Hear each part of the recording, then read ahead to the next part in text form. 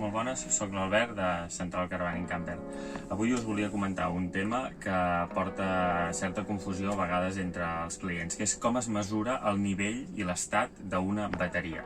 Les bateries que portem en els vehicles camper normalment són bateries AGM. Les bateries AGM treballen a 12 volts. Si ens fixem en una bateria normal, normalment posarem bateries aproximadament d'uns 100 amperes i veurem que el voltatge el que treballen és 12 volts. Això genera certa confusió perquè a vegades els voltímetres que podem veure en els panells indicadors dels vehicles ens marquen una seqüència i pensem que aquesta seqüència ens està marcant el percentatge de càrrega, com si quan estiguéssim aquí dalt fos el 100% i quan estiguéssim aquí baix fos doncs el 10% o el 0%. Això no funciona així. Realment, una bateria, quan està a 12 volts, està en bona càrrega. És a dir, una bateria pot estar al 100% i estar-nos marcant 12 volts i pot estar al 20-30% i seguir marcant aquests 12 volts. El voltatge el que ens indica és que la bateria està en un moment de treball correcte. El que estem veient aquí, realment, estem veient quina és la nostra entrada elèctrica puntual en el moment. És a dir, ara mateix estem en un vehicle que porta una bateria que està carregada i no només això, sinó que estem veient que està per sobre de 12 volts perquè aquest vehicle porta placa solar.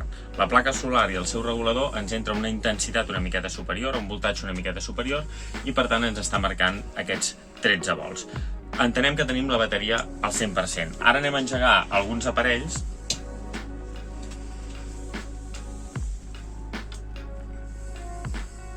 Podem engegar, per exemple, la nevera, la il·luminació, i ràpidament veurem que la bateria ha passat d'aquest 13 a 12,7. Això vol dir que la bateria ha caigut un 5, un 10%? No.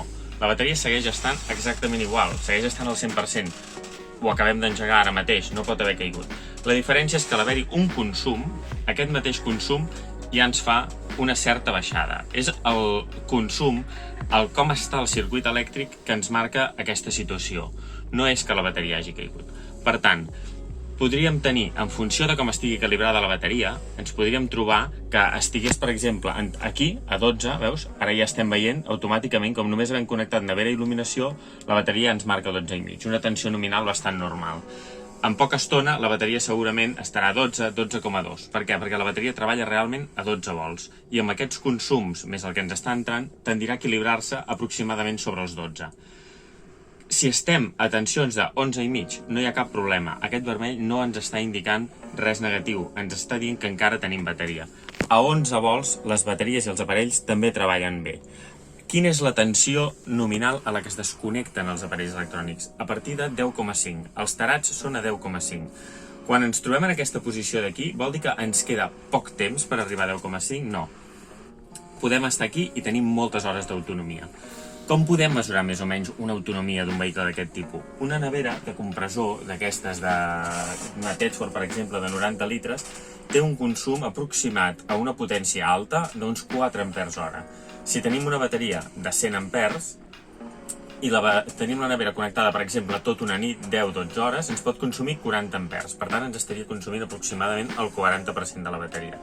Per això, sempre expliquem que si no tinguéssim cap entrada de corrent, ni placa solar, ni engeguéssim el motor, ni ens connectéssim a l'exterior, el que ens duraria, l'autonomia d'aquesta bateria, no arribaria als 2 dies. Estaríem parlant aproximadament d'un dia i mig amb la nevera i amb l'ús de corrent normal. Què passa? En general, tenim una entrada de placa solar. Nosaltres ho instal·lem a tots els vehicles i ho recomanem a tothom que vagi amb aquest sistema elèctric connectar placa solar. La placa solar el que farà és anar-nos provocant una recuperació i aquesta recuperació farà que tinguem una situació més o menys estable. Però no podem confondre, com heu vist, fa un moment havíem vist que això estava a 13 volts i ara ja estem a 12,2. 12,2 és la tensió nominal normal. Mentre la nostra bateria s'estigui movent entre els 11,5 i els 12,2, es segueix estant al 80%, 70%, 80%, 90%. Senzillament ens indica que són tensions de treball normals. Ho veurem a dalt de tot quan engeguem el motor, per tant està entrant la tensió d'un alternador que dona molta potència i intensitat, estarem aquí dalt, quan ens connectem a l'exterior perquè hi ha un carregador de bateries i quan la placa solar estigui a ple sol. Ara estem a primera hora del matí, la placa solar està donant un cert treball, com hem vist abans de 13, però encara no està en el seu moment de pic màxim. Per tant, el que m'agradaria que quedés clar és que el que estem veient aquí no és que aquesta bateria està al 50%, aquesta bateria està al 100%, perquè nosaltres l'hem carregada, l'acabem d'engegar fa pocs minuts, per tant està a 12,2, podria estar a 12 i seguiria estant al 100% o al 98%, i els aparells se'ns desconnectaran quan aquest llum d'aquí s'apagui. Quan aquest llum d'aquí s'apagui, sí que ja estarem en una situació en la que ens podria convenir engegar el motor, connectar-nos a fora. Però podríem estar moltíssimes hores en aquesta tensió. De fet, a la nit, quan no tinguem cap entrada de placa solar, podem estar, per exemple, a 10,5, 11, però quan el compressor de la nevera s'apagui, automàticament recupera. És a dir, això no és com un dipòsit d'aigua que es va buidant i ja no es torna a omplir. Això es va buidant perquè té una càrrega elèctrica, però en el moment en el que el compressor de la nevera s'apaga, automàticament ara, si el compressor s'apagués, tornaria a saltar aquí dalt. Per tant, el que ens està indicant són les tensions de treball, i el que hem de procurar és que es mogui entre aquests 10,5 i aquests 12,2, més o menys estigui en aquestes tensions.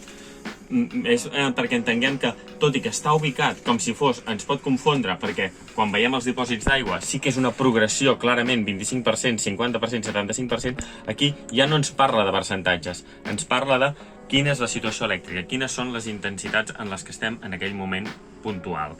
Evidentment, és difícil potser de comprendre aquesta lectura, però hem d'entendre que la lectura de l'electricitat és més complexa, i els aparells que ens permetrien fer una lectura més acurada ja serien aparells tipus en perímetre, que són aparells una miqueta més cars, però que també es poden instal·lar en vehicles d'aquest tipus.